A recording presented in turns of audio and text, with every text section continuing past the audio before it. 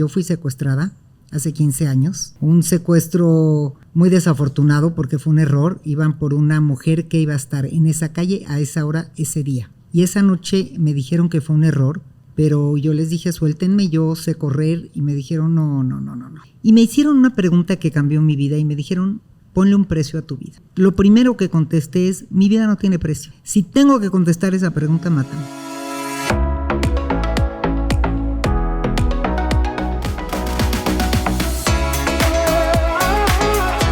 Y ahí me dijo el jefe de la banda, se lo pongo yo. Pero quiero saber a qué te dedicas, ¿por qué me contestas así? Y así empezó toda una semana donde tuve muchísima violencia emocional, no me hicieron nada físicamente. Y cuando supo que era psicóloga le dije, vamos a tener una semana para estar acá, así que, ¿por qué no me cuentas quién eres? Y yo pensé, ¿cuál es la característica, y me identifico contigo, que más me define como terapeuta? Y pensé, la curiosidad.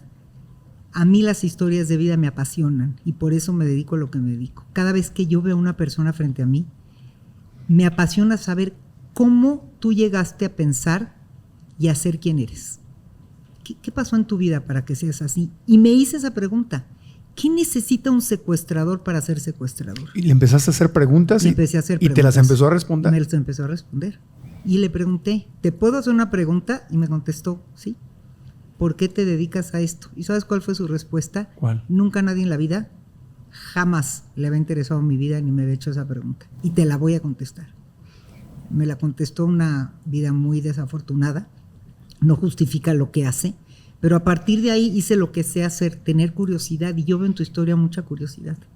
Una genuina curiosidad, aunque al principio estaba velada, y me identifico contigo como por salir adelante, ¿no? Como por convertirte en alguien distinto. Y creo que a lo largo de esa semana que tuve mucha violencia emocional, hubo un punto importante que quiero compartir de por qué me dedico a ser terapeuta. En algún momento que me dijo, no están cooperando, tu esposo no funciona nada afuera, como suelen hacer, y entonces te voy a matar.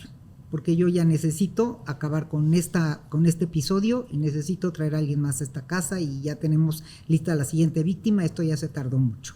Me pusieron una pistola, cortaron cartucho y en ese momento que estaba segura que me podía morir, me hice 2 preguntas que me vinieron así como una ráfaga.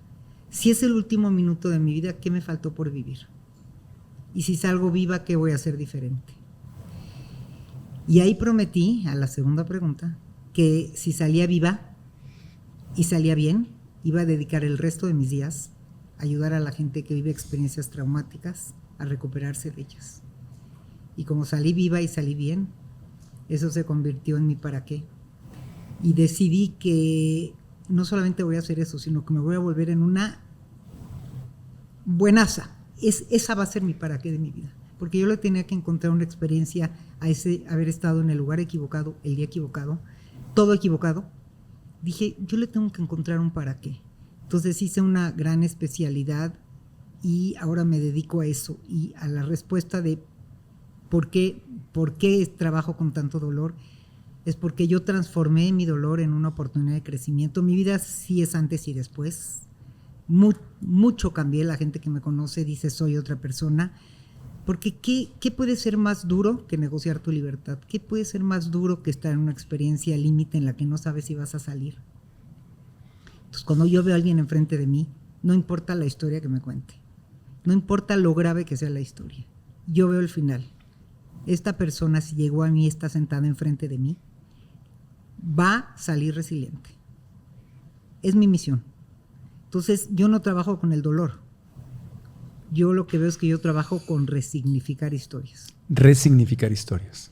Porque finalmente, por eso digo que no es lo que te pasa lo que te define. De hecho, creo que nada más el 10% es lo que nos pasa en la vida. De esta mujer, ¿para qué hablar más? El 90% es lo que tú haces con lo que te pasa. Y esa es una decisión. Y esa es una elección. Sí. Porque a ver, sí somos víctimas, desafortunadamente, aunque me choca la palabra, de muchas cosas que nos puede pasar en la vida. Pero elaborar, procesar, resignificar y transformar una historia como lo hiciste tú, sí es una elección personal. ¿Puedes repetir esos pasos? Elaborar, procesar, resignificar y transformar una historia es responsabilidad de quien la vive, de nadie más. ¿Y podrías elaborar en esos pasos para aprender así más precisamente? Entonces, elaborar es lo que tú hiciste que, bueno, siendo terapeuta, felicito a tu terapeuta y a tu elección de estar en terapia. Creo que un acompañamiento es importantísimo. Sí. Entonces, elaborar es eso. ¿Cómo vamos? ¿Qué voy a hacer con esa historia? ¿Cómo la voy a contar para no seguirla contando desde un lugar de víctima y desde un lugar de dolor? Y siempre que la cuento lloro. Realmente conmigo llega gente que me cuenta historias con un contenido emocional y un dolor que cuando le pregunto, ¿cuándo te pasó esta tragedia? Hace 22 años. Y la sigues contando así. ¿Qué pasaron estos 22 años? Eso es elaborar. Vamos a contarla, pero vamos a acomodarla de una forma que esté lista para ser contada, aunque tenga dolor, pero que no siempre que la cuente sea el mismo dolor.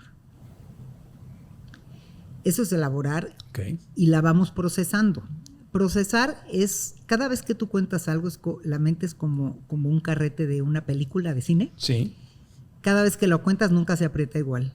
Por eso hay el mal chiste de que la terapia funciona a pesar de los terapeutas. Porque si tú asignas un espacio para hablar de ti y te escuchas, vas procesando, vas rebobinando tu misma historia.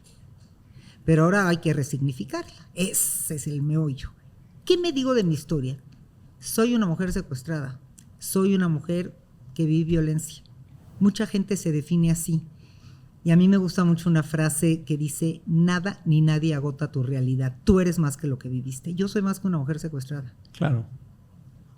Soy abuela de 3 nietos, mamá de 3 hijos, esposa, profesionista. Entonces, ¿qué pasa cuando vivimos algo como lo que tú viviste o como lo que yo viví? Es tan fuerte que empieza a formar nuestra identidad. Yo soy. Y no es cierto, no eres eso. Y ahí está que no lo eres. Pero en algún momento sientes que tú eres esa mujer que no puede salir de ahí. Esa esposa de un hombre que hizo un fraude.